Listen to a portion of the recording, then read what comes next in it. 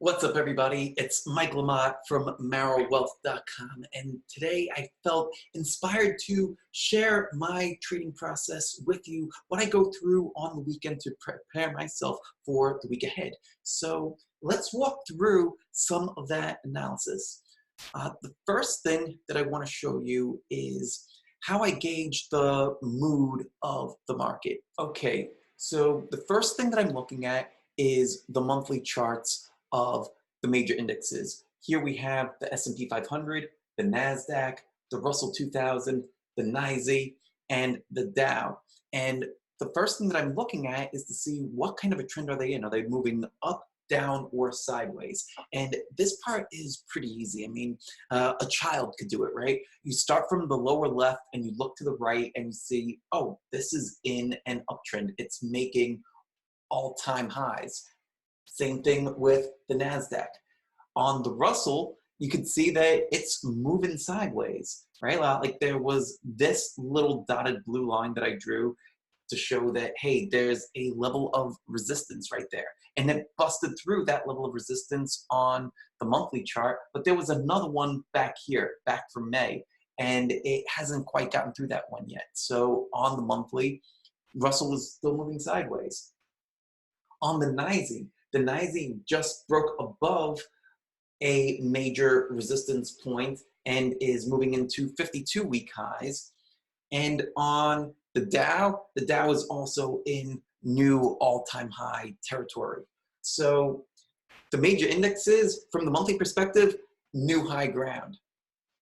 Then we go down into the weekly charts, right? Because we want to have a feel for what does the market look like from a very high perspective, a medium perspective, and then down into the granular perspective, looking from monthly, weekly, and daily charts. And I like to see it as looking at the forest, the trees, and then the individual leaves. So what we have here is the weekly charts. And from a weekly perspective, again, all-time highs for the S&P 500, similar for the NASDAQ. On the Russell, still moving sideways, all-time high, or 52-week highs, I should say, for the NYSE, and all-time highs for the Dow. Now, when we get into the daily charts this week, that's where things start to get a bit interesting, because over here, I would argue that the Russell, and I'll make the Russell a little bit bigger, is in an uptrend because it's been moving higher since the beginning of October and broke above this level of resistance, broke above that level of resistance, and is now consolidating, starting to move higher along with the other ones. So when we start to get down into the more granular time frames, that's when we can start to see things starting to turn. Kind of like if you tossed a pebble into a pond, the pebble would start to make its own little ripples. But if you took a much bigger rock and tossed that in, that would make other ripples as well. You could see things start to turn on the daily chart, but you also want to be aware of what's going on those larger time frames, on the weekly, on the monthly. So down here at this daily time frame, you can see that this is starting to move higher, that this is in an uptrend. And all the other indexes, they're all in major uptrends as well. Here is another thing that is really important and very interesting to look at too. I'm gonna make this bigger on the S&P 500. Take a look at this down here, right? This is the number of new highs versus new lows being made. And you can see that the number of new highs is outpacing the number of new lows being made by quite a bit. It's been doing that now for a while. Back over here in this section, you can see how there was still new lows being made, new highs, and it was still kind of choppy. Then when the market finally started to turn, we started to see new highs, new highs, new highs every day, and the number of new lows have been pretty light, barely existent at all.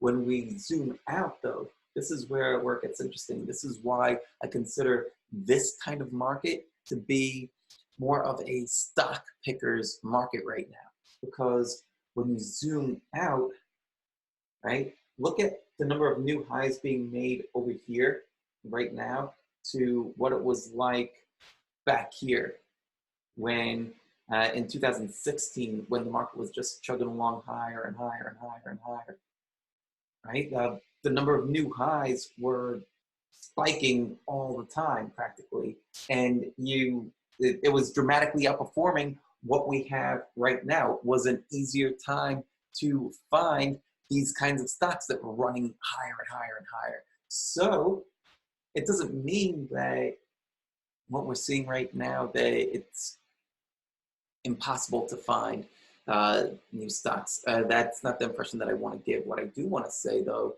is that we want to be selective with the stocks that we go for.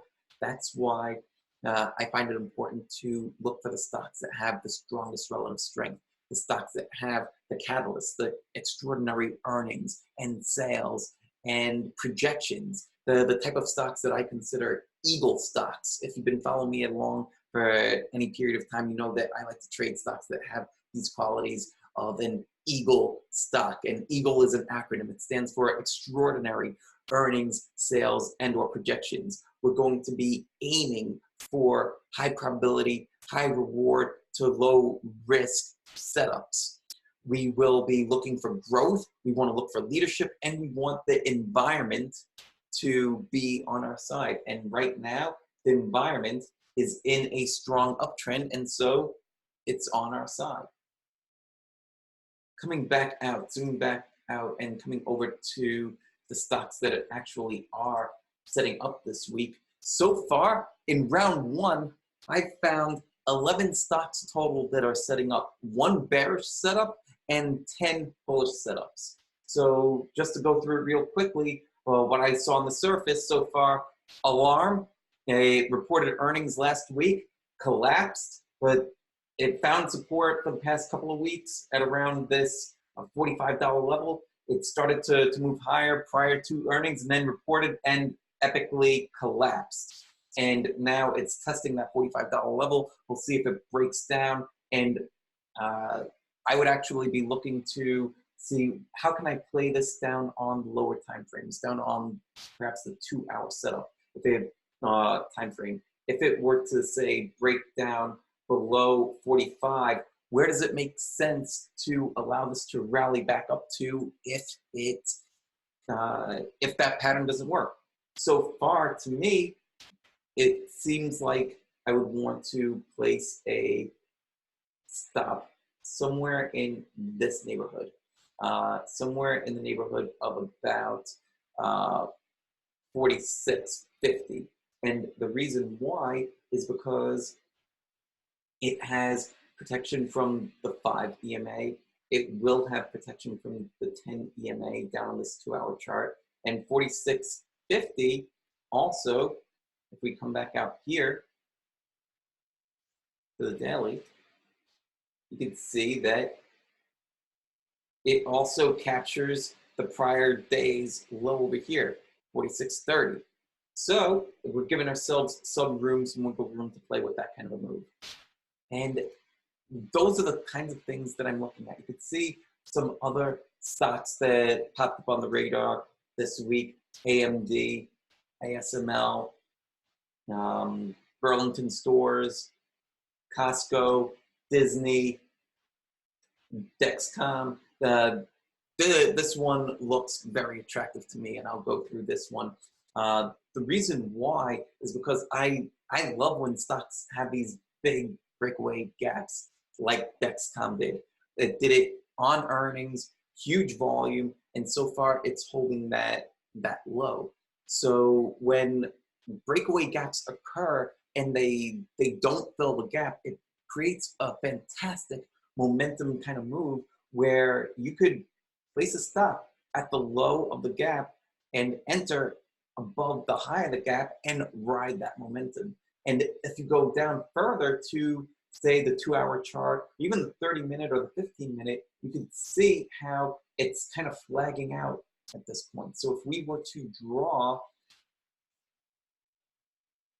resistance level above the high of the pattern, and to draw another one down here while it is consolidating this way, we could enter above that high at $280 $200.80 and place a stop loss below this low right here, right at 198.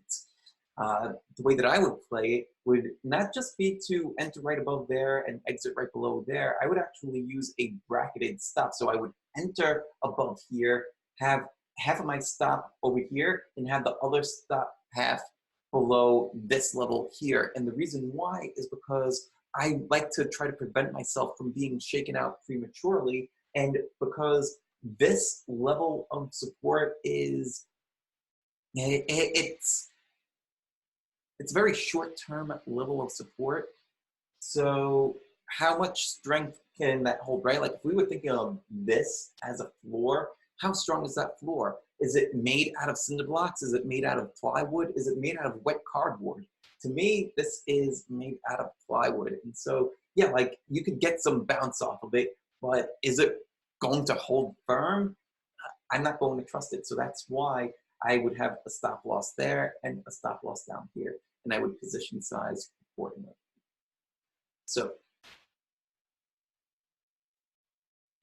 that's what I have to share with this for right now. I just wanted to give you guys a quick insight into some of my thinking. I'm going to post a lot more of this into my chat room on StockTwits called Traders Mind Chat. I encourage you to go check it out.